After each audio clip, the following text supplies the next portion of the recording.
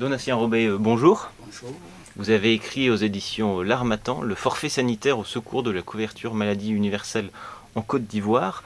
Alors avant de nous parler un peu plus du livre, pouvez-vous s'il vous plaît vous présenter? Alors merci beaucoup. Je suis Donatien Robet, je suis originaire de la Côte d'Ivoire. Je suis avant tout militant pour l'accès des Ivoiriens aux soins de santé de façon générale, des Africains aux soins de santé. Et justement, c'est ce militantisme-là qui m'a amené à me spécialiser dans la protection sociale après des études en innovation sociale, économie sociale et solidaire, économie plurielle et société de services au Conservatoire national des arts et métiers de Paris, le CNAM.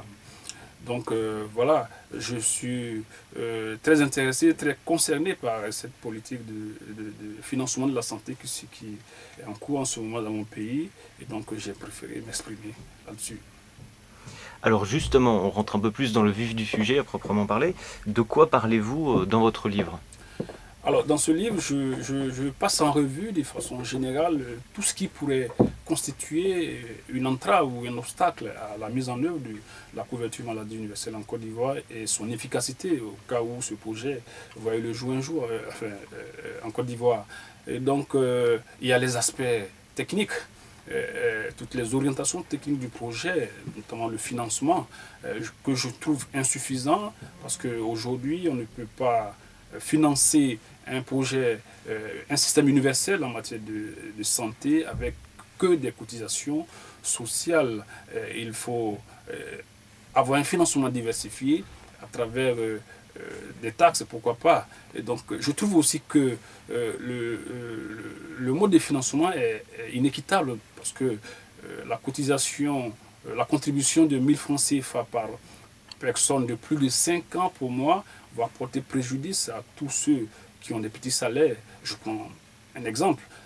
Quelqu'un qui a 150 000 francs CFA, dont l'épouse ne travaille pas, qui a 3 enfants de plus de 5 ans, va se retrouver à payer comme cotisation 5 000 francs CFA par mois. Et à l'opposé, vous allez avoir un couple de jeunes cadres, monsieur a 300 000 francs CFA, madame a 300 000 francs CFA, et ceux-là, donc, ont dans le couple, dans le foyer, 600 000 francs CFA. Ils n'ont pas d'enfants de plus de 5 ans et ils vont se retrouver à cotiser 2000 francs CFA. C'est vraiment injuste dans un système qui se veut fondé sur la solidarité nationale, un système social. Je trouve que c'est pas assez équitable. Donc je dénonce cela. Je trouve aussi que dans ce système, il n'y a pas de véritable instrument de maîtrise des dépenses. Le seul instrument de maîtrise des dépenses, c'est le ticket modérateur. Aujourd'hui, à travers le monde, on sait qu'avec le tiers payant généralisé, avec les couvertures complémentaires, le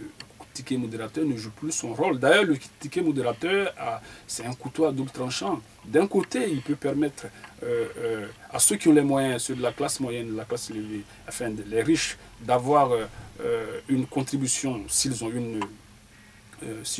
une couverture complémentaire, d'avoir accès aux soins à 100%. De l'autre côté, les pauvres, les précaires ne peuvent pas payer ce ticket modérateur-là. Donc voilà, en plus, je trouve qu'il y a un véritable flou sur la question de la gestion du risque maladie. J'estime que, parce qu'il est prévu dans ce projet que des organismes délégués, des organismes gestionnaires délégués exécutent la CMU sur le terrain. Il se trouve que, en fait, il n'y a pas véritablement d'explication sur ces organismes délégués qui va collecter les cotisations, qui va les gérer. Et je crois que ce problème-là doit être élucidé. Il y a aussi un flou sur le régime non contributif qui va permettre aux indigents d'avoir accès aux soins. Aujourd'hui, vous savez que la CMU est mise en œuvre dans le cadre de la réduction de la pauvreté de façon générale. Or, un système qui est censé réduire la pauvreté, qui ne commence pas avec les pauvres, je trouve que ce système-là n'a pas d'utilité sociale en tant que tel. Voilà. Alors, un peu plus précisément, quels sont les avantages du coup que vous proposez pour le forfait sanitaire unique? Alors effectivement, dans ce bouquin, je propose suffit pas seulement de critiquer, il faut aussi proposer. Donc je propose un système intégré, un système, on va dire clé en main, qui est tout conçu, qui est le forfait sanitaire unique, qui va permettre l'accès aux soins primaires. Vous savez que en Afrique, il y a encore de plus en plus de personnes, surtout en Côte d'Ivoire, qui meurent de paludisme. Et donc, le forfait sanitaire va favoriser l'accès aux soins primaires, va favoriser l'accès aux premiers soins, au deuxième et troisième niveau de la pyramide sanitaire, en cas d'hospitalisation ou de consultation en ambulatoire. Le forfait sanitaire va permettre aussi la responsabilisation de l'assuré. Parce qu'il faut savoir que dans le système de la CMU, il n'y a que le ticket modérateur qui responsabilise l'assuré. Mais comme je l'ai expliqué tout à l'heure, il faut d'autres mécanismes de responsabilisation de l'assuré pour éviter qu'il surconsomme les soins. Le forfait sanitaire aussi va permettre un meilleur accès aux soins parce qu'il y a tout un dispositif de démarche qualité. Vous savez qu'en Côte d'Ivoire, de façon générale, les populations ne vont pas dans les centres de santé parce que l'accueil n'est pas de bonne qualité, et donc la démarche qualité va permettre à la population d'être bien reçue. Et d'ailleurs, je profite pour remercier Serge Blafond qui a traité de cette question dans ce livre-là. Bon, aussi le forfait sanitaire va permettre une meilleure gestion du parcours de soins avec des instruments modernes. Il s'agit notamment du TPE, du terminal de paiement électronique. Il s'agit de la carte à puce. Il s'agit du forfait santé qui va permettre encore plus la responsabilisation de l'assuré parce qu'il aura lui-même à gérer son panier de soins. Il aura lui-même à gérer son forfait santé. Alors, vous avez mentionné les raisons de l'existence de ce livre pendant cette interview, mais plus précisément, pourquoi l'avoir écrit ? Alors, j'ai écrit ce livre-là pour d'abord m'exprimer. Vous savez qu'on écrit quand on a quelque chose à dire. Donc, je l'ai écrit pour m'exprimer, dire ce que je pense de la politique sociale en matière de santé dans mon pays. J'ai écrit aussi ce livre-là pour manifester mon militantisme. Vous savez que moi, je milite depuis 2009 pour l'accès aux soins des Ivoiriens. L'accès aux soins de santé des Ivoiriens, plus précisément. Et donc, je prouve encore mon militantisme là, et je pense que tout le monde devrait faire comme moi, afin que les Ivoiriens ne meurent plus de maladies dont les traitements existent et qui ne dépassent même pas 10 000 francs CFA. Et enfin, j'ai écrit ce livre-là pour amener les autorités ivoiriennes à changer les options techniques là, qui ont été prévues, parce que vous savez que la couverture maladie universelle a été reportée à plusieurs reprises.